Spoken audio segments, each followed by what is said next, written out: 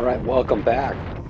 This is the third and final stage of the 2022 Davy Crockett Classic Stage Race, and I am got a good healthy lead on the GC. I think I picked up a minute over second place in the first stage TT. Gotten a two-man breakaway and then soloed away to put another, I don't know, minute and a half on my lead. And this is now the fourth and final lap into the third lap, going into the fourth lap. There's four 17-mile laps of the Love Lady road race, the stage three, about 15 minutes away from Crockett, Texas. It's a little town called Love Lady, Texas. And people of Love Lady were kind enough to let us race our bikes through their town and on the roads. And that's what we're doing here. So um, this was a 68-mile road race. Um, the game plan was for my teammate Richard and I, for him to sit in the first two laps. I would sit on the front and cover attacks, keep it all together.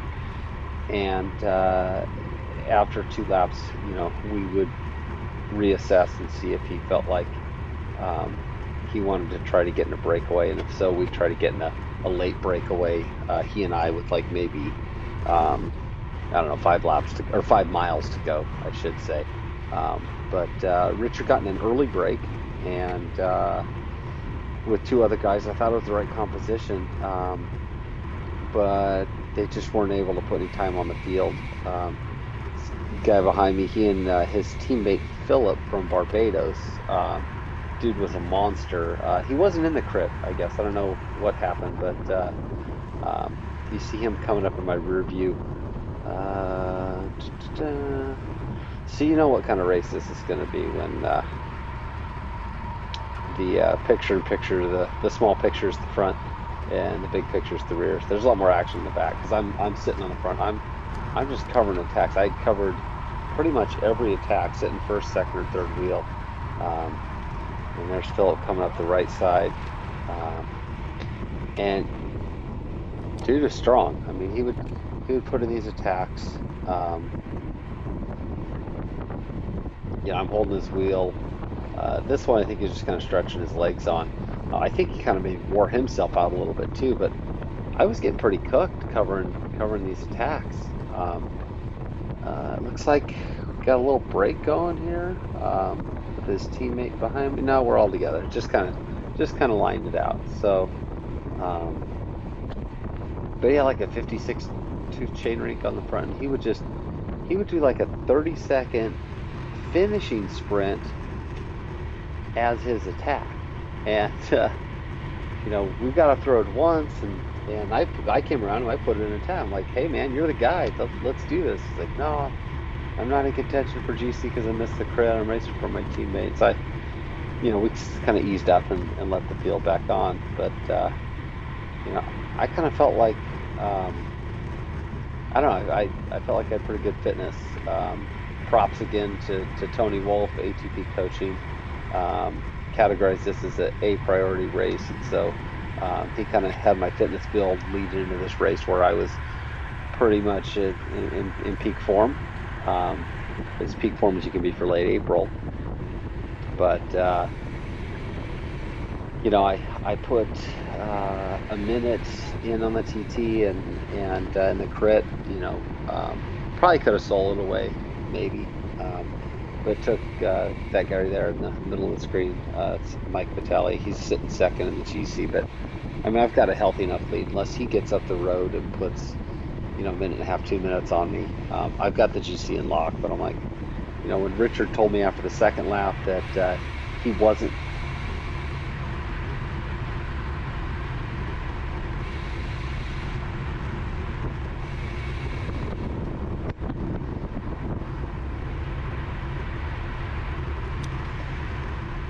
That after the second lap that Richard he just wasn't feeling it, and said, go win it, go race your race. And so thought, I can go long, but I didn't want to go long, long.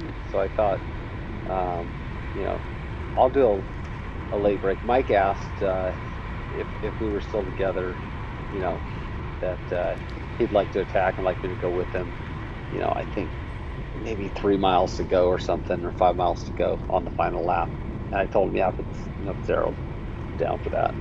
I didn't want to have it come down to a sprint, put in all this work, and have someone that sat in the whole race and had a fresh sprint um, kind of snatch the W away from me. Thought I was going to win out this entire thing this year. Last year I won the TT, the crit, and I got second in the road race. But I got second to a guy that only raced the road race, so he wasn't even in contention for the GC. But nonetheless, I wanted the 4 Davy Crockett gold medals along with the coonskin cap, the most important thing. Um, so there's the sign entering town, entering the city of Lovelady. Um, we're about a minute or two from the start finish. Um, but also this year they had leaders jerseys, so I'm in the yellow jersey. So I was easy to mark, I guess. So we're kind of cruising along here.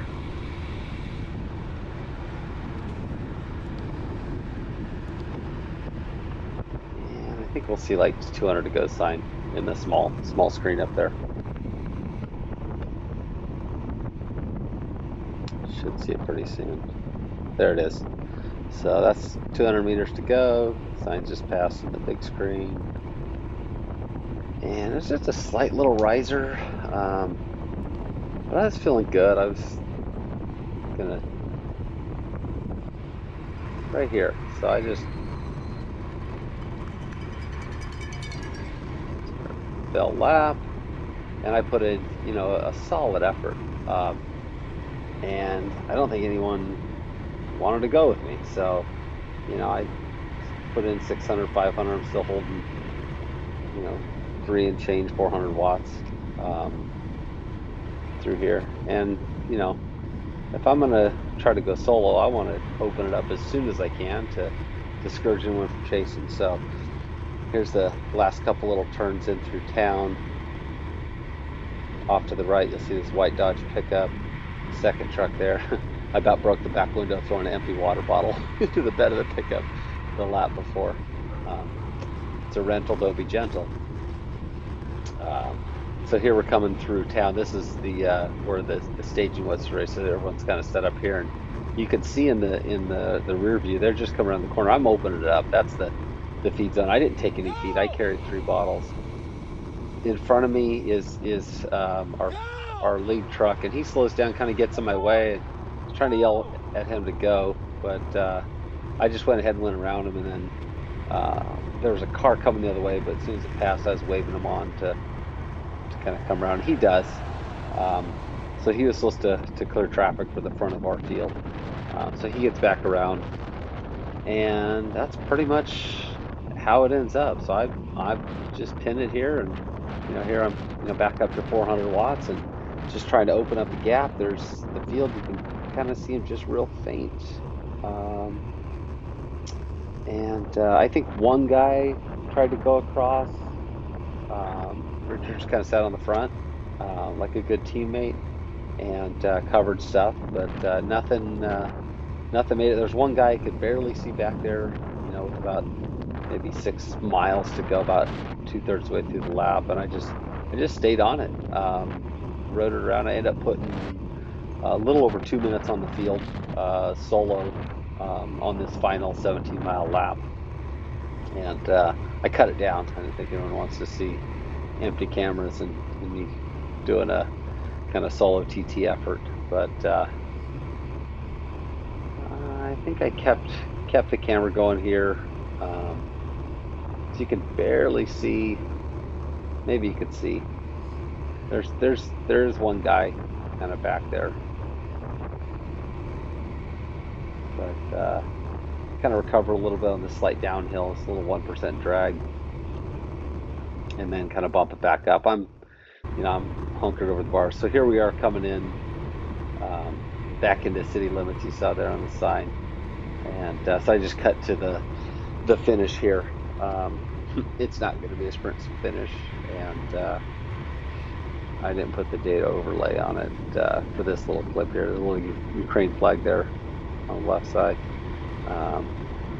What a fun race! Good times, good weather, good people, pretty country. I just love Texas, and it's a lot of fun. Just a really neat place to visit. 200 meters to go. Let's listen to the crowd here.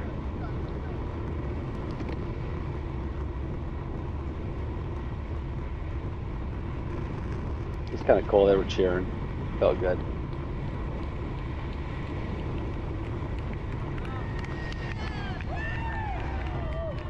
That's pretty cool. Makes you feel good. Anyways, thanks for watching. I did throw in a clip of one of my Aussie fans who was walking by. Here we go. You're insane, man. I love the content on YouTube as well. Oh, appreciate it. Thanks, man. I follow that. Well, this I got the. I've been watching from Australia. Oh, nice. Good stuff.